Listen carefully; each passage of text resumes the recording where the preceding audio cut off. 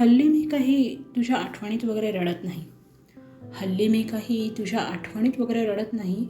भूतकाळात रमण्याच्या भानगडीतसुद्धा पडत नाही. हल्ली मी काही तुझ्या आठवणीत वगैरे रडत नाही. भूतकाळात रमण्याच्या भानगडीतसुद्धा पडत नाही.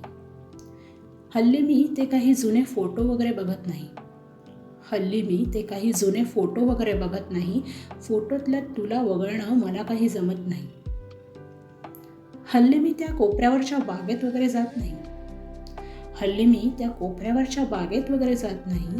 बागेतल्या त्या बाकाकडे सुद्धा मी आता पाहत नाही.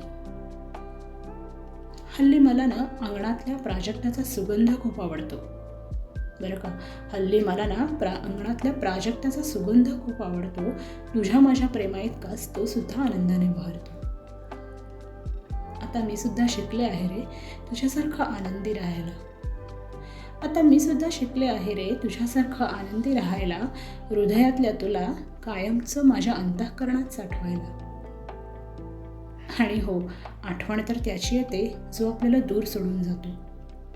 आणि हो, आठवण तर त्याची येते जो आपल्याला दूर सोडून जातो. त्याची काय आठवण काढायची जो अहोरात्र माझ्या मनात वसतो. म्हणूनच हल्ली मी काही तुझ्या आठवणीत वगैरे रडत नाही आणि भूतकाळात रमण्याच्या भानगडीतसुद्धा पडत नाही.